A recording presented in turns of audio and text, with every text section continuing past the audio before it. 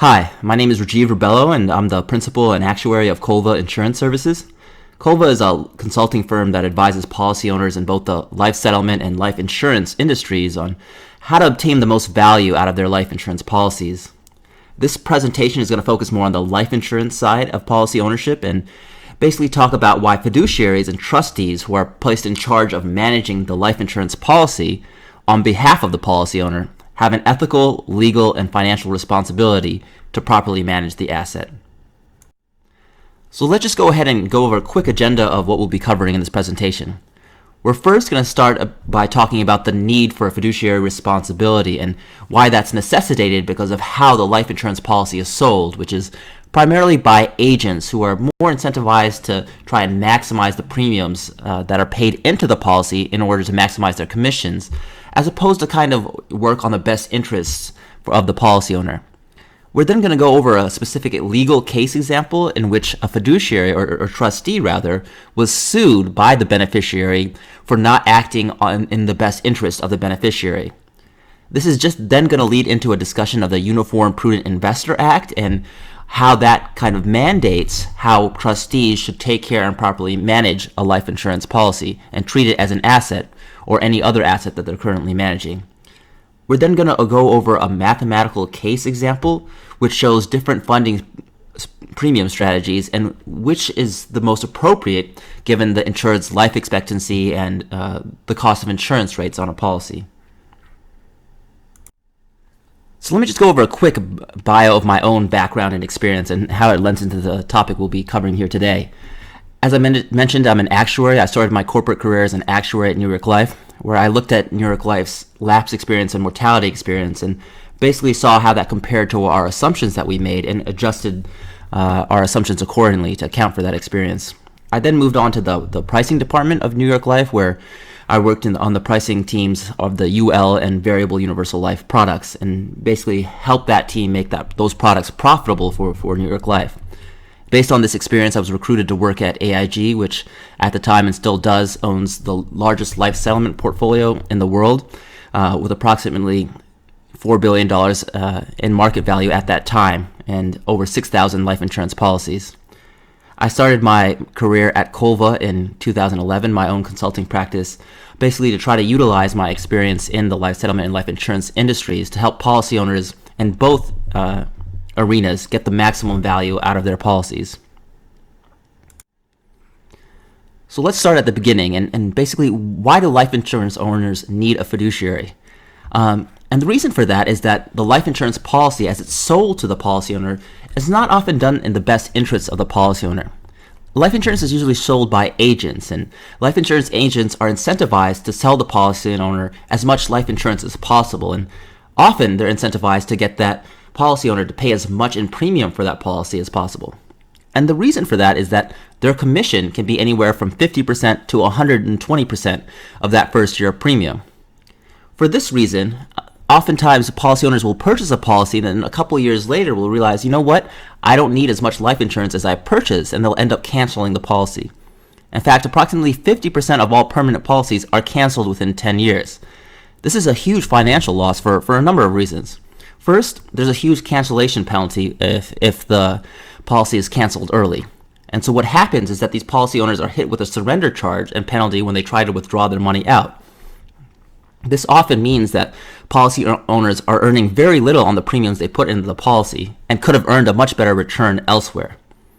The last reason why it's beneficial for life insurance policy owners to have a fiduciary look over their policy and actively manage it is that policy owners may be either paying too much for the policy or too little. Policy owners could be paying too much for the policy, as I mentioned, if the life insurance agent got them to pay a lot more in premium than was actually necessary to keep that policy in force. They may be paying too little for the policy if, as we'll see later, interest rates decline on the policy and what's actually credited to the policy in interest is a lot less than what the agent showed at the time the illustration was shown to the client. So now let's just go ahead and go over a case example in which a trustee was sued for not fulfilling their fiduciary responsibilities with regards to the beneficiary. So in 1999, the family of Stuart Cochran transferred $8 million in face of policies to KeyBank in order for them to act as a trustee on the policies. However, what happened was that in 2003, a nationwide economic decline meant that the life insurance carrier had to decrease the interest rates that they credited on the policy. This, of course, meant that the premiums that KeyBank thought would keep the policy in force would no longer be sufficient. However, KeyBank immediately recognized that either they would have to increase the premiums or purchase a new policy. However, they did not have the internal insurance expertise to make this decision on their own, so what they did was hire an outside consultant. The consultant agreed that the premiums currently being paid on the policy would not keep the policy in force to the life expectancy of the insured. However, this consultant did not recommend that KeyBank cancel the policy and purchase another one. Instead, he just recommended that KeyBank monitor these policies and acknowledge that it's possible that in the future, a potential decision would have to be made in order to cancel the policy and purchase a new one. However, KeyBank did not want to take that risk. They did not want to pay premiums on the current policies with the risk that in the future, these policies would not be kept in force. So what they did was that they purchased a new policy worth $2.8 million in face. However, the premiums on this new $2.8 million policy in face would keep the policy in force and guaranteed to age 100. However, this decision ultimately came with very undesirable consequences. The first is that they exchanged policies with a total of $8 million in face amount for just one policy with $2.8 million in face. In order to do this, they had to take the cash value out of the three policies and put it into the new one. This incurred significant penalties and charges, on top of having to pay a broker significant commissions for this transaction. The policy owner ended up paying $107,000 just so that they could transfer the money from these three policies to the one $2.8 million policy. However, the worst part of this entire decision process was that the insured died soon after, which meant that the beneficiary received only $2.8 million in face amount instead of the full $8 million in face that they would have gotten had KeyBank just listened to the outside insurance consultant in the first place. Ultimately, however, the court found in favor of KeyBank and dismissed the lawsuit against them. The reason for this was that they decided that KeyBank acted prudently, albeit imperfectly. So let's go ahead and discuss those two elements in this case. On the prudent side, the court appreciated the fact that KeyBank itself acknowledged that they didn't have the necessary internal life insurance expertise to make this decision on their own.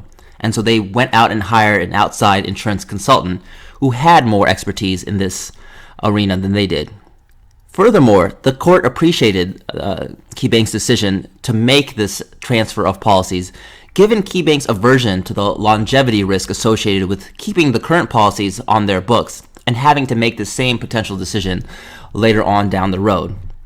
However, on the imperfect side, the court noted that KeyBank did not have an ongoing evaluation protocol for evaluating policies and making decisions based on changes in outside events or interest rates or other occurrences that happen. Furthermore, the court noted that KeyBank did not get the beneficiary's consent before canceling the $8 million worth of policies and replacing it with one $2.8 million policy. So this, of course, leads us into a discussion of what exactly is a defined protocol that should be followed in order to evaluate the performance and potential risks facing a life insurance policy.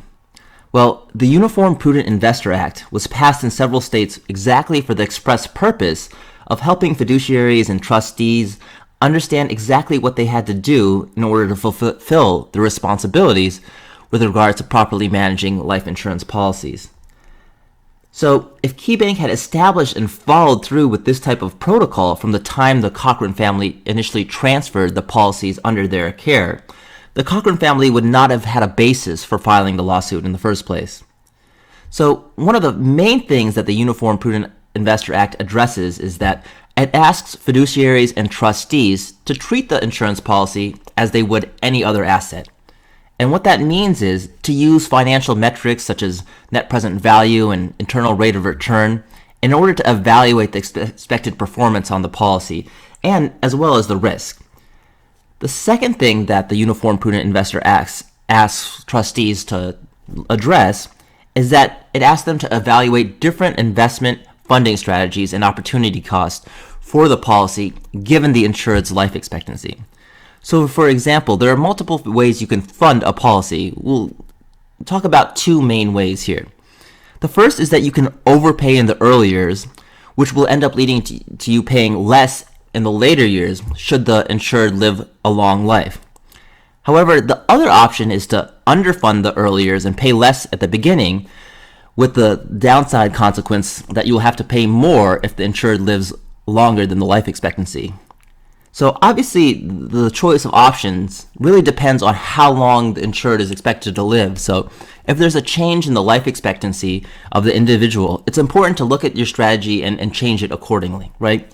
So the Uniform Prudent Investor Act implicitly asks that trustees and fiduciaries handle this responsibility and look at how the insured's health is changing over time.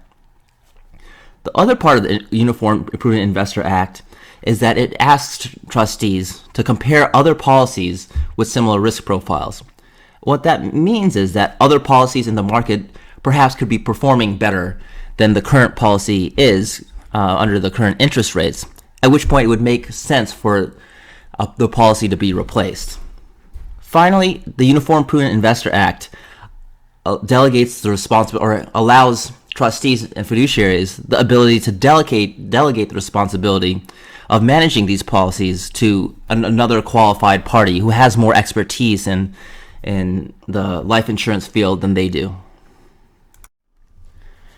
So let's now move on to the topic of talking about, well, why should you choose COLVA to do a policy review on your life insurance policies as opposed to one of our competitors in the space? Well, for starters, it's important to note that we here at COLVA have top-of-the-line actuarial and insurance expertise. We've actually helped to price and design products for life insurance carriers and are therefore very intimately familiar with how they work, how they're designed, and how they're priced. Our competitors, on the other hand, often don't have such expertise. Oftentimes, they're life insurance agents or brokerages that want to come in and do a policy review for the main goal of trying to replace that policy and earn the commissions that would come with the replacement. Here at COLVA, we don't sell life insurance, so we're able to give you an unbiased opinion and provide you just with a technical and quantitative analysis of your policy that will afford you the knowledge to know whether you can properly and better optimize the premiums on this policy or perhaps get a replacement if so needed. Furthermore, at COLVA, we provide a detailed report and analysis that basically shows how each part of the Prudent Investor Act is being met, so you can be confident that you're fulfilling your fiduciary responsibilities towards the life insurance policy by having COLVA do this policy review. Finally, because of COLVA's expertise in the arena of pricing policies and in optimizing the premiums, you can be assured that we're going to make our key focus on saving you premiums on the policies as opposed to getting you to pay as much for the policy as possible. So now let's go ahead and look at an actual case example and how the topics we touched on earlier with regards to the Uniform Prudent Investor Act are relevant. The case example we're going to be looking at is a new policy, as initially illustrated by an agent. It's a $10 million life insurance policy on a 65-year-old male. The life expectancy is 25 years or to age 90 of the insured. There's a $270,000 annual level yearly premium that's due, and it's being credited with a rate of 4.4% interest. So this table below is what you might see in an illustration from an agent trying to sell a life insurance policy to you.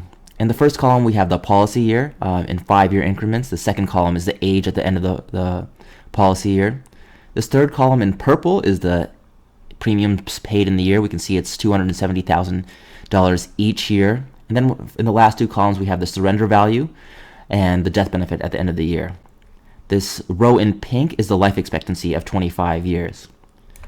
So the first thing we can see is that it appears that with the premiums being paid in each year, that the surrender value is accruing at a fairly decent rate. So at the end of 10 years, we've have a total surrender value of $2 million. At the end of 30 years, it's $7 million, and so forth, such that at age 100, the surrender value is equal to the death benefit.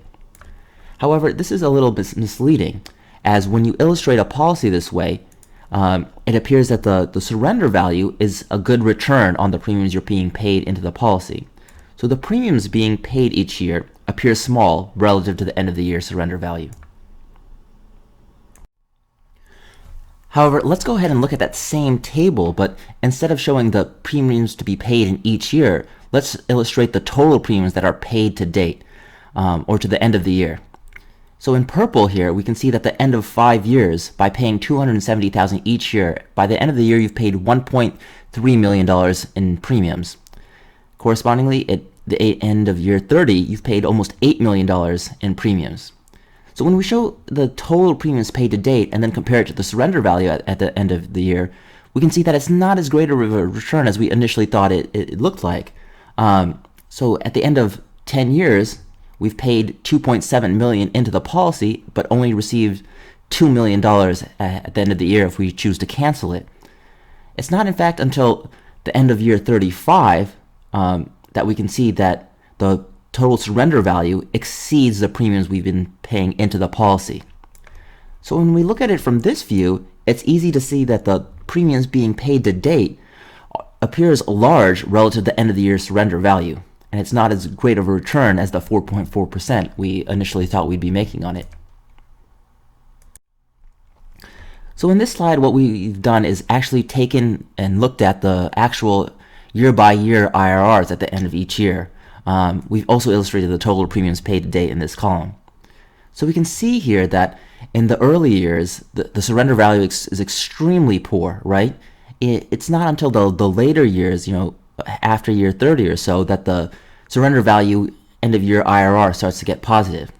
The death benefit IRRs, on the other hand, are very high initially, of course, right? Because essentially what you've done is if you pay the premiums, you collect the full $10 million death benefit. But as you go on in time, this return on the death benefit IRR decreases. The last column is finally the probability of surviving to the end of the year. So we can see that there's a roughly 50% chance that the individual survives to the life expectancy, or a 50% chance that the individual lives past it. If the individual lives past the IRR, that means there's a 50% chance that the death benefit IRR is going to be less than this 2.88% that's being shown here. So it's important to keep this in mind when you're considering a premium funding strategy, as we'll talk about later. If the life expectancy is short, the IRR on the death benefit is going to be high. But if the life expectancy is long, using this premium funding strategy, the return is going to be low.